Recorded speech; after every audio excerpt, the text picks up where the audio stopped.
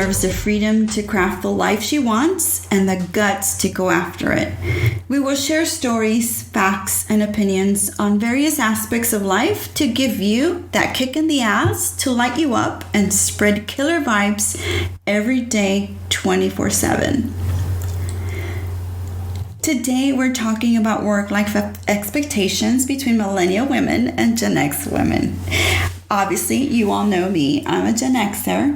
But today I have a really special guest, and she's a beautiful, beautiful woman, a millennial. And her name is Deissy Ayala. And she has her own podcast, by the way. And her podcast is Life is Full of Daisy's podcast. So please go over there and follow her and subscribe to her. How are you today, Deissy? I'm well. How are you? I'm great. I'm so grateful to have you here today because, you know, our conversation about millennials and Gen Xers has been going back and forth. You know, my producer Arlo and I have been talking about this conversation for a while, and just differences between the women. Even though there's just maybe a few years in the gap, there's a lot of I guess intrinsic motivations that are different between millennials and Gen Xers. So, your podcast is called Life is Full of Daisies.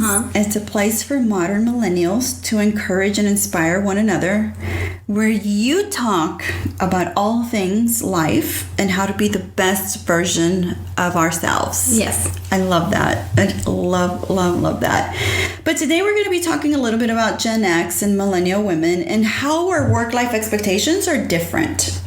I think we've been having a little bit of a podcast, a little bit about how we see things different. Maybe we have expectations that are a little bit different, but also there's a lot of commonalities.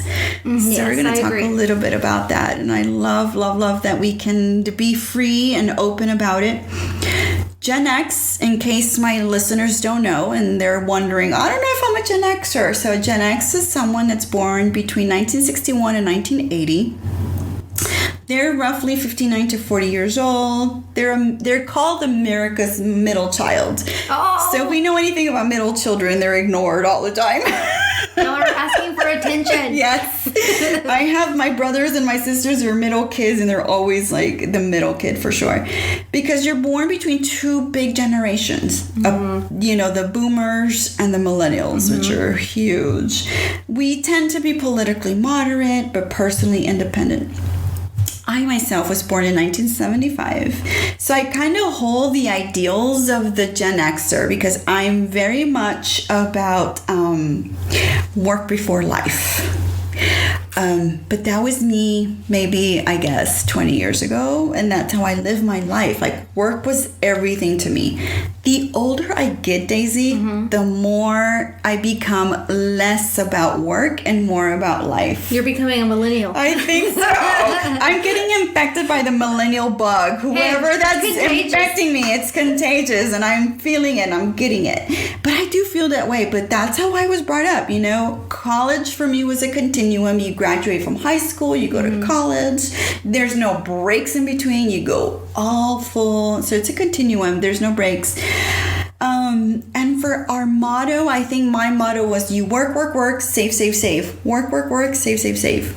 You don't live life until you finally feel like you've saved enough money, and then you go on and live life.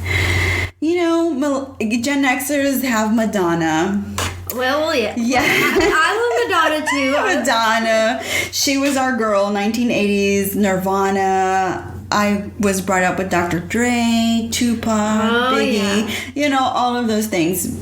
Now, let's talk a little bit about millennials. And I want you to pay attention to this because I want you to tell me if this fits the paradigm of a millennial. Okay. So, they're born between 1981 and 2000. They're roughly between 39, 20 years old. They're the most educated of the last generations, but they don't earn as much money as their predecessors. I would agree with that. Yeah. They lean left politically, and they're more tech savvy. Yes. For sure. hello to my beautiful millennial producer. She's kind of at the cusp. She's a baby. She's a cusp. Millennial. But thank goodness for her, because I am not tech savvy. Even she probably knows more than I do. Oh, She can teach me a few things. Can I just say my kids are the ones that fix my computer for me? They're the ones that get my computer done for me, my apps, everything that has to be tech. My kids do it for me. And my kids are considered linkers. Linkers. Yeah, that's what their demographic is linkers. So my oldest is a 2003, and he's considered a linker. Yeah, that's what they're called. They're linkers because they were born linked to the internet. Oh, that makes sense. Yeah. It's going to be interesting to watch them grow up and see how they are. So it's interesting raising them. With the social, Yeah, as a Gen Xer, raising kids that are linkers and so heavy on the Instagram, the Snapchat, and now the TikTok.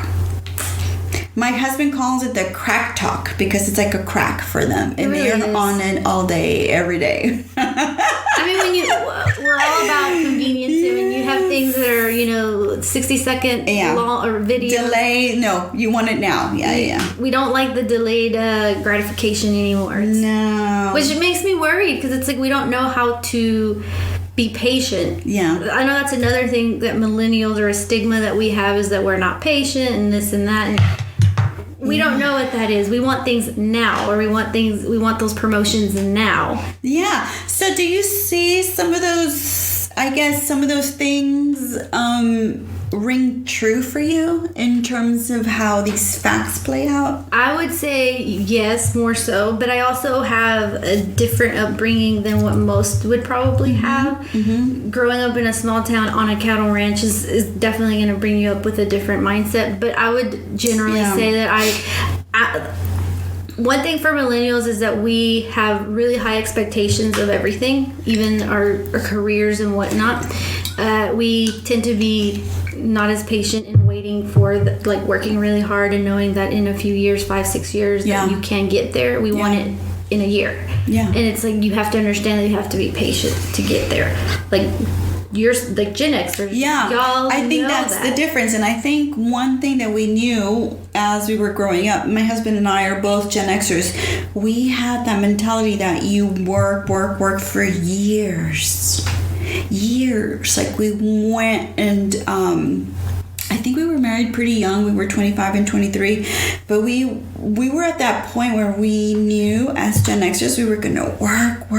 We used to put 60, 70 hours a week where we didn't have time. Like I would see him literally, he would come home at 6 or 7 o'clock at night and it was dinner.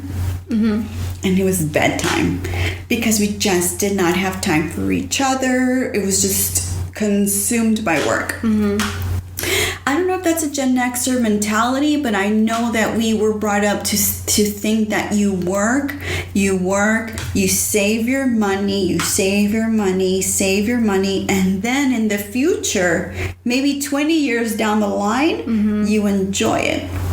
My employees, as I was a boss, and they were millennials or Gen Zers, they didn't see things that way. For them, when they came in and negotiated with me and they said, yeah, I want to work with you, but I need to have a life. We are definitely about a work-life balance, but I think it depends on what age of the millennial you're talking to, because I know when I was younger, and a lot of my friends that are in their mid-30s now, we focused a lot on our career, and we did, go for it. But again, we also came out, graduating in 2008. Yeah. And there was a recession going on. We went through 9/11. All these things happened that we weren't necessarily making as much as like Gen Xers probably made coming out of college. And so we had to catch up. And then we also had, for some reason, I read this somewhere that we have more student debt than the previous generation. Yeah. Inflation, maybe. I read that as well. Yeah. I think that's part of the research. Yeah. And so I think that we were hindered in that aspect. But at the same time, we had all these things that were against us, and now we've had to catch up. So I personally, for a lot of my friends, like I said, we focused on our career and getting established in a sense, and then getting into our 30s, we also had to have that balance where traveling, going out with friends, that was our way to relieve ourselves from working. We didn't work, I don't think I've ever the worked. 9 to 5 mentality. Yeah, and I think for your generation, some of the boomer mentality was also installed because you were raised by boomers. Yeah, we were raised by boomers. So that was definitely, not only that, but we were raised by immigrant boomers, which is a whole other ball game. Which my parents are immigrant boomers, by the way, y'all. They're in their 50s. They raised us to be super careful with money. Like, you pay cash. Like, my parents said credit cards were the devil. You have cash, you pay for it cash. You put as much money as you can in the bank account. If you buy a house, you stay in that house 20, 30 years. You don't move. You just stay there. If you buy a car, you better pay for it cash. Like, there's so many different mentalities of how boomers can be influences on any of us, not just Gen Xers, but millennials. Oh yeah, right? no, my dad had the same mentality. He's like, you got to save, and da-da-da. But for some reason, I think the millennial, like, because going to college exposes you to other mentalities and thoughts that I saw, you can travel and you can do all these things. So I'm like, well, I want to travel, and I have to find that balance of what I prioritized: getting my career going, making the money that I wanted to make, and then traveling. That was my priority. As a millennial, what made you start thinking about things in terms of more balance? Because our topic today is like the work-life balance. How do we balance both work and life? And I think Gen Xers tend to prioritize work over life. But millennials, from what I see in anecdotal information and some research, they balance more life as opposed to work. Tell me about that. So going back, like I said, to just my core group of friends, and they're all millennials, pretty much all of them, somehow they manage to still work really hard, just like Gen Xers. But then they realized at that point that I want to still enjoy my life, because I saw my dad and how hard he worked. And I was like, I want to be able to enjoy the money, because what if I guess because we went through 9/11 and you don't know how short life could be, that could have been the pivotal shift for us, where it's like, you don't know what will happen. So you need to try to balance where, yes, you're working hard to achieve a certain, income or whatever in your job career. But then at the same time, you need to enjoy some of that life, because what if you worked all your life and then you die at 30? You didn't get to live out your life. So I don't know if maybe because we did go through some of those bigger, like I said, 9/11, and then we came out in a recession, that those things kind of put things in perspective for us. It's like, well, at any given time, you could not have any more, or you could lose your job, because with the recession, a lot of oil and gas and all of that dropped. So for me, it was finding, I didn't want to be extreme like my dad, because I felt like it's like, what are you working for? Like, I get it, but that was his dream and that fulfills him. So I always knew that he always had this goal and he wanted to fulfill that. So I wanted to be like, well, what fulfills me?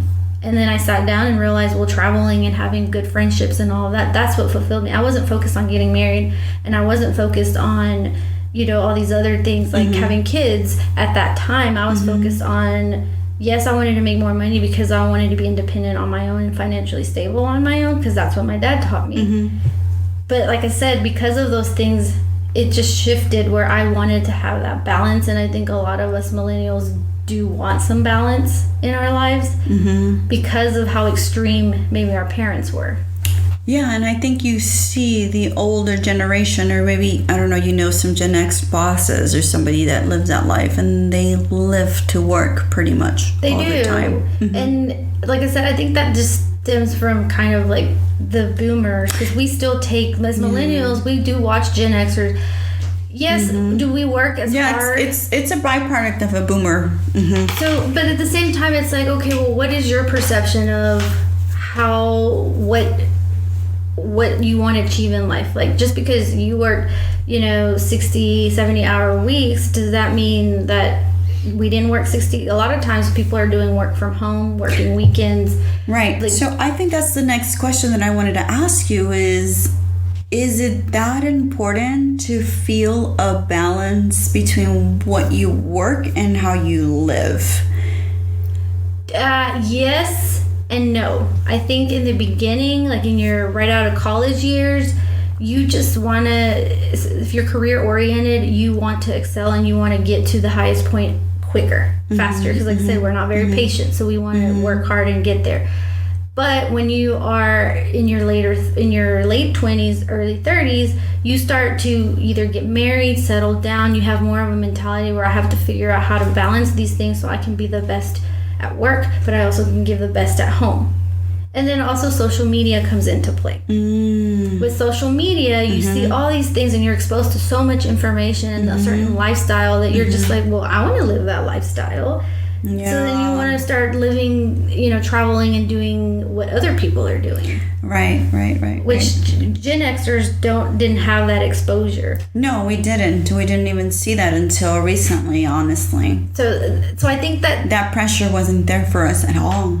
And right now there's this pressure of being like the perfect wife or the perfect mom. And it's like, it's so hard to find that balance. But I think in the end of the day, when it comes to finding balance, it's what you perceive as your balance. Like, yeah, if work is important to you, okay, then that is what you're going to do. I mean, I have a friend who is an attorney and she works from home. She works really long hours. I mean, for her what drives her and motivates her is the money. Yeah. So she's gonna do work those long hours. But for like me and my other friends, what drives us and motivates us is being able to have that balance between our careers and yet also be able to. Is the attorney friend a millennial or is she a Gen Xer? She's a millennial. She is. Okay, so she's living a little bit different. That sounds more like an older generation because those people will always take work over life. Like, that's not even a question for them. But I think even with just, I guess, because millennials were just the way, I really want to say that social media definitely was what projected us to think differently. Why? Because you're trying to keep up with the next social media influencer? That, or you're exposed to what a in parentheses perfect life is, and so you're like, oh well, I need to work, but I also need to travel, and I also got to do this, and I got to look this way, and I have to maintain myself. And can I say that is a really toxic place to go? Yep. Because I do get the DMs, I do get the conversations where like, oh my gosh, you go all over the world, but my husband and I have been at it for 20 years. See, not everybody knows the behind the I know. So I want to say, like, that lifestyle that you see now, me living now at this point in life, it's 20 years of grind and hustle from both of us. Yeah. But at the same time, I think a lot of people see it as like it's aspirational. They want it. I get DMs from women and like, what do I need to do to have your life? And what do I need to do to have your husband? Oh. Yeah. Really? Oh my gosh. Yeah. And it happens in my DMs and it happens all the time. And I show them to him and he laughs about it. Because this lifestyle didn't happen but 20 years along the way. There was so much that happened between 1999 and 2019 that progressed for us to be able to get to this point. But I think what's happening is a lot of them are starting to see like, I want what she has. I want what she's got. I want that husband. I want that lifestyle. And a lot of times they don't want the man. They don't even like think about the man. They're like, I want to live her fucking life. That's the life I want. What do I need to do to have that? Yes. So social media can definitely be very toxic in that sense. But also I think as social media influencers, whether you're on a small platform or a large platform, it is also our job to show people, like, I didn't get here just by winning the lottery. I got here through hard work and perseverance, and I worked really long hours. That's why I love anybody or an influencer that like shows you the behind the scenes. They'll show you, you know, especially like the influencers that are new mommies, they will show you the mess around the house, the new moms. Like, you know what the struggle with a newborn is. That's I give y'all praise, because I don't know if I'll ever be able to do it. Hopefully I can, but the fact that people are being more raw and showing what it takes to get there is giving us an example. Like, you have to actually work for it. You can't expect someone to just give this to you. Sometimes I do feel like with millennials, that work ethic can be lost.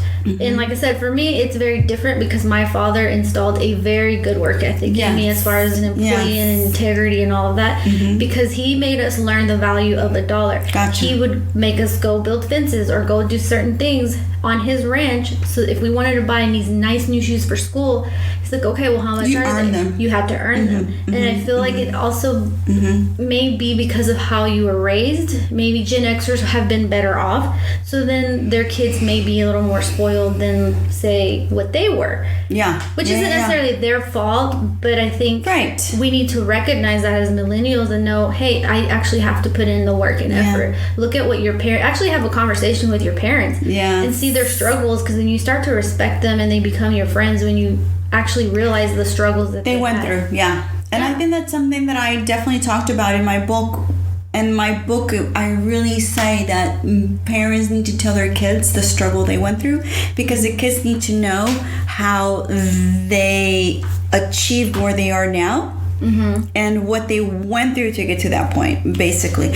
But I think one of the things that we don't consider as generations, and we're both women, and I'm 10 years older than you, and the outlook that I have in life. What is your generation? What are millennials working for ultimately? What do you feel is the ultimate outcome when it comes to when you go to work, you do your thing? What is it that you really want at the end? I think a core belief for millennials is you want to feel like you're making a purpose. You want to feel like you're making a difference in what you're doing. Yes, you have to work hard. Yes, you want to make money, and all of us do. Don't get me wrong, I'm the same way. Like, I want to financially be stable on my own. But I think the biggest thing that drives us to either leave a company or stay at a company is that we have to, one, feel appreciated, and two, we have to find a purpose within what we're doing. If there's no purpose, then why are you even there? You become an employee that does the bare minimum.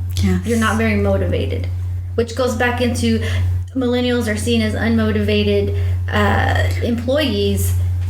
With the right boss give you that? I think and that's another thing is Gen Xers have to understand, which it seems like you have a very good understanding on that, is as a Gen Xer boss and even Boomer bosses, you have to learn how to speak to millennials. You have to learn how to motivate them, because they're not going to be motivated like your Gen Xer. They're just not. We have to find purpose. And if you look at all these, like Google, that reward, what is it, style, like to know it, the reward style, they started their company in Dallas. If you look at their work culture, it was started by millennials, so they obviously understand how to motivate their employees. But I feel like Gen X or bosses sometimes don't get that. And so then they lose out on really having great employees, because if you can motivate them, you get the best work out of them. They feel like they're doing something for you and helping your business grow. I think a part of it is just, as a Gen X boss, understanding your millennial worker. And understanding where they're coming from, and not getting so pissed at the idea they're not going to work the way you want them to work, but they're going to work differently.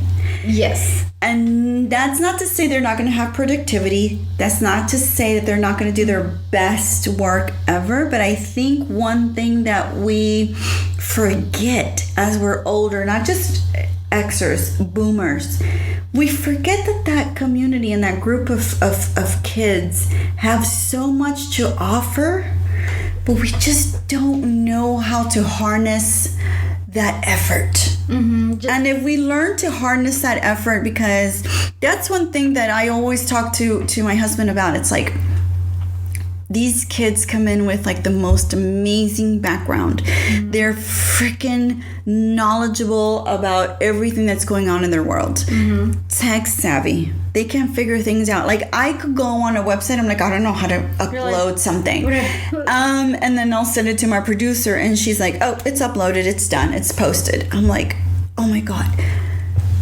I think a part of it is just having an understanding that they work in a different paradigm than we are used to. We're used to very structured ways of doing things. And we were raised by boomer parents as well. So our parents were like, you got to do this at this time, and you got to have this. And like, even today, my husband could be super successful, and he's never going to have any praise. He's never going to have any kudos from his parents ever, just because they never feel like he's ever good enough for anything. But that's just a boomer mentality. I don't know if it's boomer. I don't know if it's cultural, but there's just never going to be... it could be a little of both. A celebratory comment at all. I think, and even then, I always go back to how... So my dad, the way he looks at us, oh, you've worked really hard. And he's proud of all three of his girls. Don't get me wrong. But for him... working really hard, he's got calloused hands. I mean, he's got hands that work out. Mine are like soft. I put lotion on them, whatever. So when he looks at my hands, sometimes he's like, oh, he's like, my hands are the hands of a working man. I said, just because you work that way doesn't mean that I didn't work hard either. I just did it a different way. We're very progressive, and we like to be innovative. And we can have a same old problem in a corporate company, but you have to learn to value that millennials and even your Gen Zers, because they're also coming into the workforce, they look at, these are different eyes looking at from a different perspective. And we have to learn how to respect each other and know this person can teach me a lot because they're seasoned, they're tenured. They've been there. Whereas Gen Xers need to understand, wow, this kid, they're progressive. They might look at something different, but just because we're not doing it the way you're doing it or the way you work doesn't mean we're not working and we're not giving. We find ways to make it easier or make, finish a project faster and more efficient. That's just how we work. Yeah, and I think that's where the Gen X woman, the Gen X boss comes in and says, you know what? I like the way she's fulfilling her thing and looking at productivity in a different way. Not looking at it from a 9 to 5 type of job and saying, oh, you know what? She was productive from like 9 to 12 and she freaking pulled it out. There's two things that my husband always talks about, and we talk about this all the time. We talk about how we see sweat equity. Oh. And your father saw it as like, oh, he saw that and he had calluses in his hand. But one thing we always say, the mental stress is always heavier than the physical stress. And I think that's one thing that we always teach our parents or tell our parents, because my parents will say, but you didn't go this, you didn't do that, you didn't go like, 10, 15, 12 hours. But the mental stress that we have as a boss, as guiding employees, giving employees directions, dealing with employees, problems and clients, there's so much of a difference. And that's something that we have to kind of talk to our boomers about and be like, okay, listen, maybe we're not putting in labor, but the mental stress that we're heading in and we're going through, it is freaking harder. And sometimes we're like, you know what? I think I would rather be physically stressed and deal with it than have the mental stress in my head and be dealing with employees every single day. Yep. Boomers don't understand that though, because for them it just becomes like, oh, you didn't work hard enough, long enough during the day. Honestly, we did, but it was mental. Yeah, well, and to me it's like, okay, if you, let's say you have to finish this project, and if you give it to boomers, Gen Xers, and millennials, who will probably finish it faster? A millennial, because they're more savvy to where they're like, oh, let me figure out, I'm going to make this more efficient.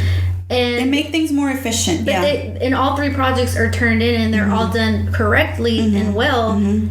but a millennial finished it faster. We, like I said, we are just more innovative work because we want that balance. Yeah. We are work hard. We're going to give you that, 5 hours of work. And then we want to enjoy life and not have to like stress ourselves mentally with all these other things. Right. And they want to be off Friday, Saturday, Sunday, having a good time, having a blast. And honestly, to me, now looking back as that person, I always said, if I would have been able to be that girl that worked maybe from 8 to 12 and be super productive, I would have done anything from 8 to 12 that I could have done from 8 to 5. It made no difference. I would have not taken a break. I would have not taken a lunch. I would have just had it done. 8 to 12, boom, I'm going home. I'm dealing with it. That's it. It's over. And we love our flexibility because we're not just focused on our job. We want to focus on our passions. On, like me, I'm doing this. I work as a dental hygienist 4 days a week. And then I have my Fridays off in the weekend to work on this project or to work on other things that I really want to fulfill. So it's like we have a better understanding of fulfilling ourselves as a whole versus just work. Because it's like, what's that going to accomplish? You worked hard. Although it's like, if you work really hard for 20 years, then you can retire early and start fulfilling. We're just doing it in a different timeline. Yeah, and as your boss, I would look at your schedule and I would say, well, what did you do from Monday through Friday? And you'll say, well, I did 8 to 12. I did this, and this, and this, and it all got done. As your boss, I would say, wow, that was very efficient. I didn't need to have you here from 8 to 5 to do like stupid breaks or lunches. And you're like, no, I did my job and I came and I did it and boom, I was out the door. And that's why I think, with the whole pandemic, but like some of my patients, their companies are now they've been offering work from home before the pandemic hit because they noticed that their employees are more productive doing things from home. Like they still get their job done, but the employees are liking it because when they come in and they're talking to me, they're like, oh, I love the flexibility. So I'm like, that's it. It's like, as an employer, you have to understand that's what drives your employees. You're still going to get a great product. They're still going to do the job. You just don't need to expect them to be sitting on a computer from 8 to 5. They'll do it in 4 hours and then they have a flexibility to go take care of errands or go to the doctor's visits or whatever. Which honestly leads to a healthier lifestyle, by the way. That balance that we love. It's a balance. It's healthy. But also, it's healthier. It is true. And also the health aspect. Because Gen Xers and Boomers work so long, you're stressed out. No, and all you're thinking is work. Exactly. All day. Whereas we don't.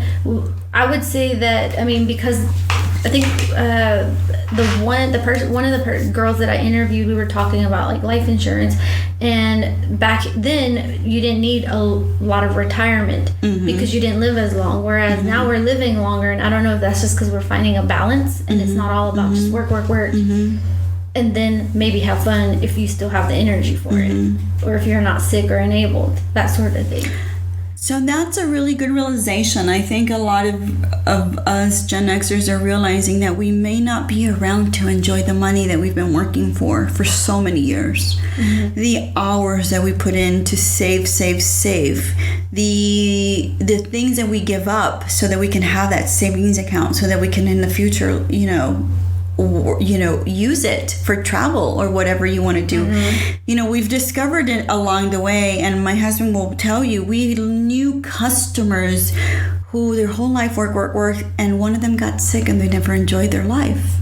And so their money went to their kids. They never enjoyed one trip because they work so much. So that's a realization that I think we develop as we get older.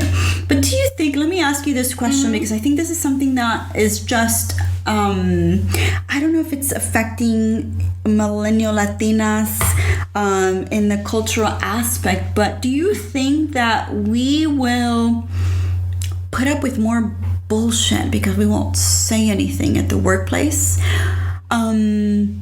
Let's just say, for example, you have a boss who's just making you work overtime and not paying you overtime.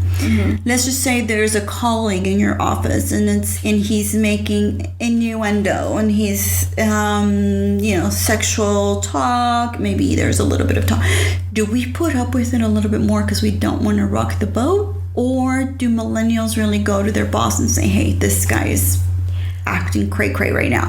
I can't with him right now. He's an asshole. I think it's a little bit of both. We're barely hitting where millennials, we're kind of rocking the boat. Mm-hmm. We are speaking more of these social issues than the corporate issues. For sure. But I do, like, for me, if I am not comfortable in a place, I will be the very first one to speak up, you know, in a professional manner, where it's like, hey, I'm bringing this to your attention, XYZ. Mm-hmm. You know, how can we figure out a way to work together? But as Latinas, do we put up with more? I want to say we do, because we are afraid, you know, because we've strived, our parents wanted us to succeed, and now we're here and we are doing better than our parents. And you're kind of taught to, like, suck it up and shut up.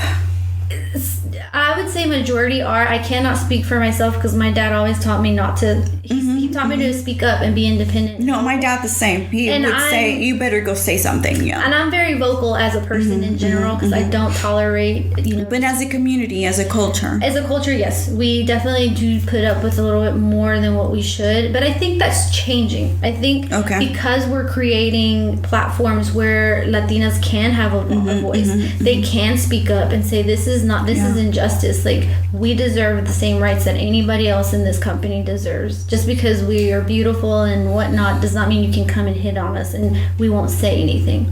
I think that movement is starting to shift. Mm-hmm. But yes, I think there's a shift, and I think that younger women realize that there's older women out there that are going to have their back.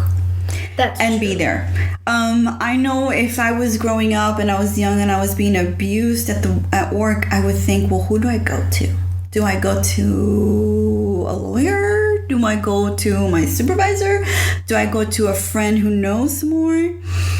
I think nowadays girls can see, hey, I know her and I think she could be a good backup for me. I think we have that network out there, that system where we can go to each other and say, you know what, Alicia? I'm being, like, accosted by this guy in my office. Yeah. What should I do?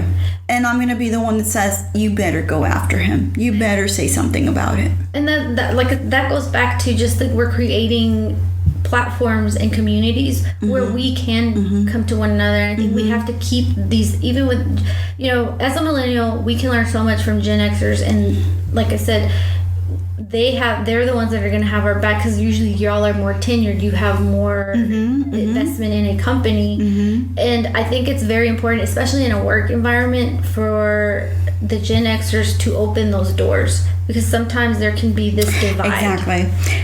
And that's something that I think we need to really convey to the younger generation, is that, like, hey, if you're being accosted, if you're being, you know, subjugated by your superiors, then come to one of us. If we have the connections, we have the lawyers, we have the money to sort of pursue whatever that comes to. But also in corporate America, like these bigger companies, a lot of times you don't have that much diversity. Because I have one friend that is in a corporate office, and she actually ended up leaving that office because it became like there was a lot of things going on, and she was the one that people started coming to because she opened that door for them to confide in her. Okay. And when she finally was the one that was the whistleblower and finally said something, then they were coming after her position. So we don't have a lot of the Latinas in the workforce, and we need to, and it's changing. It's a progressive thing, but we have to learn, like I said, to just build that community. And I think that there is a community. I think there's a community out there of women that are willing to back you up. Oh yeah, no. Now there's movements. There's all kinds of Instagram pages to help, and even within like each city, there are actual people that once the pandemic is over, I think people will have more networking events to help build those relationships, so that you do feel like there is a voice, and I have a voice. You have a safety blanket, and in other terms, yeah. So I mean, I think that's super important, especially if you work for huge corporate companies. Yeah, because I think corporate tends to do things with impunity. They tend to say, oh, she's just a young girl, she's just here for the job, and I can do whatever I want with her. I can tell her whatever the hell I want. I can send her suggestive messages. She's not going to do anything about it, because who does she go to? and creating that sort of security blanket, saying, no, you don't have to put up with that. Well, even with the whole like Harvey Weinstein, whenever that came out, I think that showed women that you don't have to put up with that.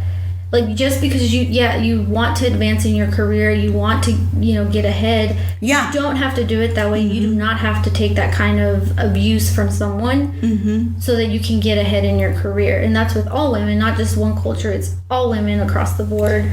And that's opened up that door to where we all have a voice in it, and we all are building, like I said, that community. Where we're helping each other out. It's like a safety, I think to me, it just seems like a safety blanket that if you fall, we're going to catch you. Yeah. That if you need that person to just be there and just catch you when you are going through the worst fucking scenario, then we're going to be there and be like, girl, we got you. We got you. And there's girls all over the place, Gen Xers, and I can say that just from experience, and we were going to be there, and we're going to be there to lift you up and be like, what do you need? Do you need a lawyer? We got a lawyer. Do you need representation? We've got representation. Do you need a community backup? We have community backup. I think that's where we're heading in terms of Millennial and Gen Xers connecting and commonalities and saying, babe, go out there, rule the world. If you come to some roadblock in the road, we're here to help you because we've been there, we've done that, and now we have the resources, which is different. Younger women don't have the resources. They're kind of living up to that point where they can become more resourceful and be sort of the mentor to the younger generation. But those of us that are in the Gen Xer community, we have the resources now. We've been through those things. You've done it, Yeah, we have the people in our background. We're like, hey, what do you need? You need a lawyer? We've got a lawyer for you. You need money? Let's put some money in there for you so we can defend you. Because I think nowadays, a lot of women don't realize that they have a network of girls and women that are having their back. I don't think they know we have their back. And I think, yes, that's true. But also with social media, now people have a platform where they can voice what's going on, and then they can find a group to help them advocate for whatever's happening to them personally. So, like I said, we as millennials need to learn to lean on our Gen Xers because they do have a lot of knowledge, resources, and they can help you get through those things. I love that. So we can't be selfish either and think that it's just about us, because I love that we can be selfish and it's all about our world. But in the end, we're all women trying to set a future for the future generation. But Deissy, in this day and age, the situation that's going on in this country, we have to become united and we have to become a force. And we have to start looking at, Gen Xers, Zers, Linkers, and saying who has the foot in the door that we can talk to and ask them for help. And honestly, there's a lot of us that are out there and have our foot in the door and we're like, what do you need? What do you need? Yeah. Do you need me to come in and be there for you as a stand-in for your mom? Because a lot of times we don't have our family support. We're going to be there and we're going to be the stand-ins. One thing that I want you to just clarify for all of our listeners, one thing that I want you to get rid of, you say, stop saying that about millennials. I hate that. What is it? That perception that we have. We think of millennials like lazy. They don't want to come into work. They don't want to, think too much. They're unmotivated. What do you want to say? Stop it. I would, two things actually. Okay. First one is that we're lazy. We're not lazy. We're just innovative. And like I said, we like our balance. We just know how to get our job done at a shorter amount of time. More efficient way. Yeah, we do. We're not going to sit there and twiddle our thumbs and, waste time when it's like, if I can get this done in 3 hours, I'm going to dunk it out in 3 hours. That's just the way we think. Yes. Also, thinking that we're unmotivated. It's not that we're not motivated. You as a Gen Xer and Boomers need to realize that what motivates you is very different than what motivates us. And you have to understand what those things are to bridge that gap so that you can still fulfill and motivate that employee and get the best work out of them. And like I said, I hate that we have that misconception about us. We are motivated. We're actually making a lot of change as millennials. And like I said, we're trying to fulfill all these other aspects of our life, not just a job. A job is just, it helps us pay the bills and it helps us get to another point in our life. Which, by the way, for younger generations, your job was your life. And for millennials, job is just a job. I mean, to me, I can honestly say being a dental hygienist, that was one of my passions. But I have other passions. Yeah. And I have other dreams and aspirations. We didn't have other passions. Our job was our job, and that's the only thing we focused on. And like I said, that goes back to kind of how you were raised, but then how you were, like how that generation, the mentality. Yeah, the mentality. Whereas we are more free thinking. We are all about living your dreams, fulfilling those dreams. So we have a bigger space to be able to do that, and we're comfortable. Yeah. And then, like I said, we also have parents that are somewhat supportive on that. Like, yes, they push you to have a college degree. Yeah. But you know, hey, once you get your degree and you have a job that pays well, you don't have to worry about it. So you're faced with a Gen X boss. What do you want her to know about you? Gen X boss. What do you mean? So you're getting a new job. Okay. You're promoted. You're the director of all the ladies at the oral hygienist department. She's a Gen Xer. What do you want her to know about you? That I'm going to look at things, you know, from my perspective, and then make sure that there is that balance where our employees are happy, but yet they are striving to also produce and do well in their respective career or what position they're in. But I'm not going to be very strict in the way that they were taught to do things. For me, I like to have, like I said, that balance with the employee plus the managerial side of it. So back off. But let us be. Don't micromanage me. Like, tell me what you want. Oh, that's another thing is, as employers, like I said, as millennials, we have high expectations of a lot of things. And that's a problem because we need to also realize and take responsibility as a millennial. We need to lower those expectations, but raise your standards. And the only reason I say this is because expectations are the belief systems that you believe are going to come or not be. Whereas standards are based on facts. Like, this is what I'm willing to take as my norm. So you need to raise that. And you're not going to have those standards met 100% of the time. And that's okay. Yes. But know what you're willing to say. Okay, you know, I'm going to lay off on this, but I'm not going to lay off on the amount of money that I know I deserve as an employee, or, you know, the benefits that I deserve as an employee. That goes back to entitlement, but it goes back to just your boss knowing that you will work efficiently. You will ultimately produce the results. I'm still going to get there. You're still going to do your goals. You're still going to reach your goals. You're just not going to reach your goals the way she wants them to be reached. So just having that discussion of, like, what are you expecting? What do you want out of me? And then I'm like, okay, well, this is what I expect out of you. And I'm going to do it a little different, but you have to let me have that leverage where I can do it the way I feel like I can get it done. So, And honestly, bridging the gap means understanding each other. Understanding where you're coming from, and you understanding where I'm coming from as your boss, as the older woman, as the one that was raised to see things in a different perspective. But really bridging and coming together as finding commonalities. We both want the same result. We both want to be successful. Yes. We both want to make money.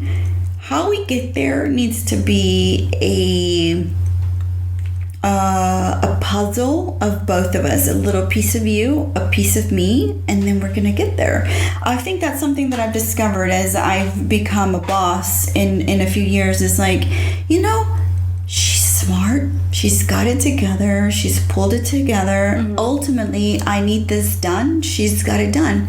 Whether or not she does it on my timeline, because I have graphic designers, I have photographers, and they turn in stuff 2 weeks later. I'm like, hey, I need it by Wednesday, and they turn it in Wednesday 2 weeks later.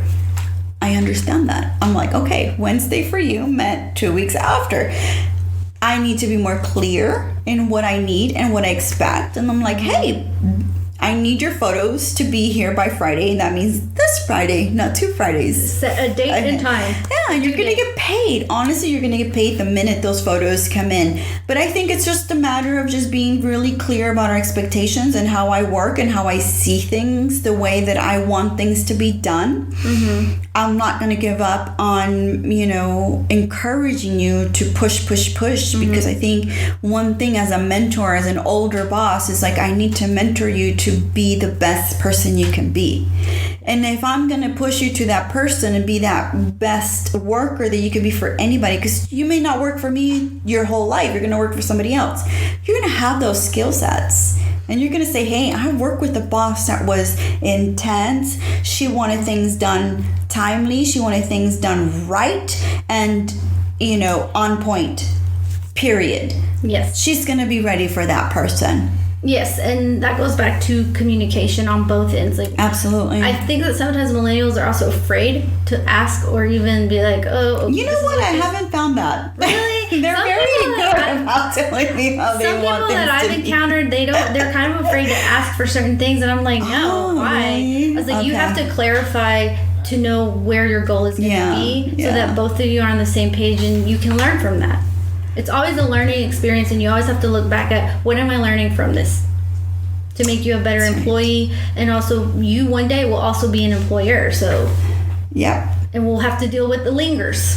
I know. Or this is such a good conversation. I appreciate you, Deissy, coming in and just talking to me about this. Thank you for having me. I love just reaching out to women who are out there and doing it, not thinking about it. That's You're true. doing it. Because thinking about it, you can think about it for years, but execution is freaking hard. It is. It took me 2 years to start my podcast, so there you go. No, yeah. For me, you know what? I only think things through because I want things to be perfect. And I've started to let go of things because perfection doesn't exist. Progress. Perfection doesn't exist. I tell myself this every single time. I want everything to be perfect. I want my social media to be perfect. I want everything to be curated. I want my life to be perfect. It's not. I'm learning. Let go of it. No, doing the podcast, and I do everything myself. Yeah.